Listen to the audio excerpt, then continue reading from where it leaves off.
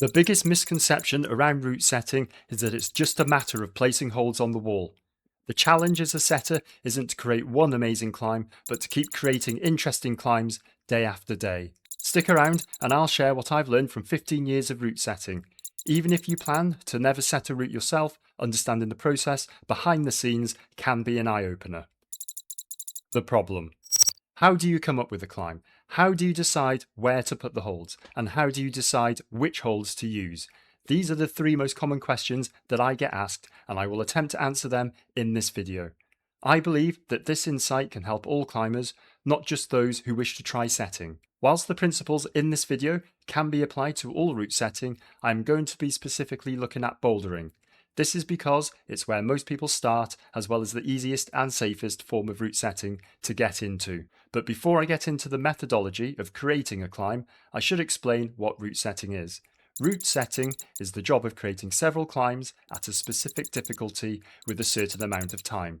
Anybody can set one problem. I've had many guest setters or regular customers try their hand at setting a single boulder problem. With unlimited time and a large amount of holds to choose from, you might be surprised to learn that the most common thing I hear is "what do I do now?" or "I've ran out of ideas." So why is this? Lack of experience is one reason, but I believe that the complete freedom to set whatever you want is simply too overwhelming for most aspiring setters. So let's add some rules. Firstly, you have the wall rules. These are things like safety, which are very important for commercial walls. This isn't Olympic route setting. Ordinary climbers will be using the wall, so trying to replicate parkour style problems will lead to injury. So an example of some wall rules might look like this. Always finish on a jug or a decent hold. No dynos at the top of the wall. No downwards dynos. No volumes are large holds at the base of a vertical wall or slab. Batangs shouldn't be above ground level or banned completely. If some or all of these phrases are unfamiliar, then please subscribe to this channel and keep an eye out for future content. Back to the rules. On top of these kind of house rules, you have the circuit rules. These will usually be restricted to a specific grade, maybe a coloured hold setup or tags and how many problems need to be in that circuit. With these rules in mind, we already have a framework to set within. Before we start putting holds on the wall, there's a few more things we need to run through. How many problems? What use is one boulder problem? It's a fraction of a circuit. In a regularly set wall, its lifespan could be as short as 4 weeks. At a more leisurely facility, it could survive as long as 1 year. Either way, your pride and joy isn't long for this world. The cold hard truth is that unless you have a big famous name attached to a problem, then no matter how perfect you think it is, its individual value to the gym is pretty low. The majority of a climb's value comes from it being new. This doesn't mean we should settle for poor quality problems just so that we can have a high turnover of routes. By setting more interesting problems, we can extend the length of time that they hold people's attention for. So with that in mind, I would like to give a recent real-world example of when I found that this wasn't the case and it in fact motivated me to make this very video. My problem. Last year, a new wall opened up and it's one of the largest in Europe. This meant hundreds of problems in my grade range alone. I had a whole day to climb as many of them as possible. 7 hours later and I'd climbed over 50 problems. My fingertips were raw, but that wasn't my biggest issue. I'm not kidding when I say the vast majority of climbs started in exactly the same way. This was usually a right hand gaston with only 1 foothold for your left foot out wide. Whether it was on a slab or an overhang, it was the same start, so this move made up the bulk of my climbing that day. The problems tended to be very short, which in itself is another issue I will go over. The next day I was setting a circuit and I realised I had no starts like the one from the previous day. Despite being fed up with that move, I always like to have as many unique styles as possible, so I set a start with a right hand gaston and a left foot out wide. The moment I tested this move, my right oblique gave out. I seemed to have picked up some sort of repetitive strain injury that stayed with me for the next 6 months, and this made my climbing life quite difficult. So here's my framework for setting boulders, to try and get them feeling as varied and interesting as possible, while still managing to get them done as quickly as possible. and to avoid giving climbers RSI from repetitive climbs. Methodology. Before we start, we need to decide on the methodology. How are we going to set 10 unique problems in one go in just a few hours? Here are the 4 main ways that I like to do it. I vary which one I use, as each methodology creates wildly different climbs. Orthodox. The orthodox method would be to pick a wall and start at the bottom. Add one move at a time, do a bit of testing along the way, and when we've finished, we can move on to the next problem and repeat. This method starts strong, and with high motivation, you can get a good couple of problems to begin with, but halfway through, you're running out of ideas and running out of time. The temptation to create short, straight-up problems increases. This is by far the slowest method, and I also find it the most mentally taxing, as you're always having to create the next move. Souls. What I call the soul method is every climb should have a soul. If we have 10 problems to set, I need 10 souls. This is where you decide on 10 moves, and using between 3 and 5 holds, set that move in the middle of the wall. Once you have set and tested that single move, create the soul of the next problem, and so on. Very quickly, you have 10 souls on the wall, and now all you need to do is fill in the start move and the finish, et voila. The hardest bit of filling in climbs is ensuring they are the same difficulty as the soul of the climb. All the testing can be done at the end of the session. This is by far the quickest method, but like with any method, you will end up falling into habits and repeating yourself, so it's good to have more ways of route setting. Reverse orthodox. Reverse orthodox is exactly like it sounds. You start with the finishing holds and work your way back down to the start, then move on to the next climb. Otherwise, it's similar to the orthodox method, but strangely, I do find it slightly quicker and less taxing. Volumes.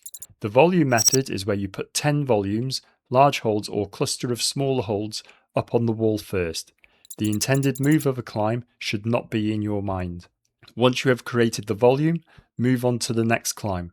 Once they are all up, you can go back and fill the climb in around the volumes. I use this method when really struggling for inspiration. Just throw them up and then you can try and work the climb around these volumes. I found this method to produce really unique climbs but can be just as slow as the orthodox method. After choosing the methodology for the set, there's somewhat of an open secret in route setting that I need to tell you, and it can mean the difference between enjoyable routes and awkward ones. Secret to hold selection. There's a little known trick that even a lot of route setters are unaware of. Most holds are designed to be held either in the right hand or the left hand. Some are unisex, so either or, but I find these holds are neither very comfortable nor very awkward. Thankfully, they are rare and most are actually left or right-handed. Even with big volumes, the holds can still favour one side over the other. So how do you tell the difference? Well, pick up the hold in both hands. Which one does it feel more comfortable in? If you can't tell, pay attention to where your thumb goes on each hand. Also, which hand has the more comfortable index finger? If a lot of pressure or sharp edge is on your fingers, it's probably the wrong hand or a badly designed hold. You don't want your climb to injure climbers or make them hate themselves, so please pick appropriate holds. Climbers can spend a lot of time deciding which holds to use. They are what make a climb at the end of the day. But what makes a climb fun is the movement, not how interesting a grip is. A lot of time can be saved by using good holds, any good holds, just to quickly get an outline of your climb on the wall. If the moves are enjoyable, the holds can be swapped out for poorer ones. It might seem like this approach would take longer, but you would be surprised the amount of time spent staring at a wall or a pile of holds. If you want to increase the difficulty of the climb you are setting, simply swap out the hold for a poorer one. This approach allows you to make the climb harder without changing the movement that you are trying to achieve.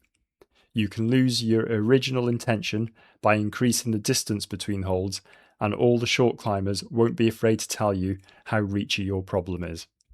It's also quicker to set with good holds than swap them out, as most time in route setting is spent searching for the perfect hold, and then using that hold at all costs. And then because they refuse to swap out the hold, they move everything else around it instead, which ruins the original movement. By setting difficult movements instead of difficult holds, we can avoid falling into the trap of just increasing the distance in the harder grades. We've all been to that gym where each increase in difficulty is just smaller holds that are further apart.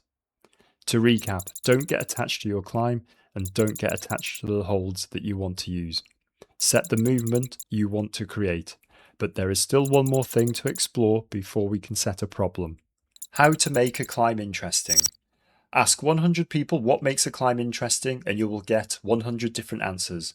I cannot guarantee how to make a climb interesting. I think I know what makes a great climb, but that's different to what everyone else thinks. Over 15 years, I've seen a lot of both love and hate towards certain climbs. They are often the same climb. What is hated by one person is loved by another. So how do we make a climb interesting? There is no exact formula, but what I do know for sure is how to make a boring climb. A boring climb is one which you forget straight after climbing it, one where you don't discuss the moves in the car on the way home. I like to think of creating an interesting climb like creating an interesting story. The main character has a beginning and an end. If they go straight to the end with no challenges or side quests, that's a boring story. The middle is where all the challenges and personal growth occur. Thinking of a climb in the same way, I add lots of deviations where each challenge is different and not repeating an earlier move. Don't be afraid to set a climb that meanders. Interesting moves more often occur when climbing laterally. If a climb proceeds in a straight line, it's likely that you can use your feet more, and so the difficulty comes from how hard you can pull on a small hold. I was once told that if you are short of ideas when setting, just make the climb longer. Nobody complains about a problem being too long. The shorter a problem is, the more pressure is on you to set a really interesting move. Let's set a problem. So for this yellow problem, I've decided to set the sole first. The move I want to create is a little hop to this half pocket. I'm jumping off the other holds just to test the move. I'll worry about the start later. This big hold is a left-handed hold, so I just need to make sure we can jump from it. I would like to use a pocket as the target hold to punish any inaccuracy, but as we have no pocket holds in this colour, I've settled on this hold with steep sides. It will punish you if you grab it to the left or the right of the hold, but it still allows for a grab if you overshoot. A full pocket would have been better, but this is the best we have. Also, I have angled this hold at about 10 degrees. I try not to set any hold perfectly horizontal. This makes the grip more comfortable when approaching it from the side. If you put your foot out here and lay back, the hold is good. If you go for this hold using high feet into a Gaston, then this hold will not work as well for you because of the angle of the hold. If the hold was horizontal, then both of these moves would be closer in difficulty. As I'm trying to force one move, I have the hold angled in this direction. After testing that this move is the one I want, I go set some other climbs before coming back to it. After a break from the climb, we're ready to add the start and the finish. Placing the start holds is easy as we already know where we want the footholds for the main move to be. I ensure we are moving in from the left so these introduction moves don't get in the way of the main sole of the climb. Next, we set the move after the sole. As we are standing on our right foot but want to be moving up with our left, this move will feel tough, so I put the next left-handed hold quite close to where our right is. If you'd like to learn more about climbing movement, then check out the video on screen. By the time we're on this move, we're on a vertical wall, so we can make the hold smaller and the end a bit more delicate to keep interest. We could finish here going straight up, but as I explained earlier, I think this is boring, so I set a wide move out left and finish in the middle of the wall. When I tested this move, it was a bit more difficult than the preceding holds, so I swapped out the penultimate hold for a better one. The final hold is a jug. As I explained earlier, I like to finish problems on jugs for safety reasons. If you would like a greater understanding of the climbing movements I'm referring to, I have these other videos explaining the concepts in greater detail. Thanks for watching, and if you would like a full video on setting a problem, let me know.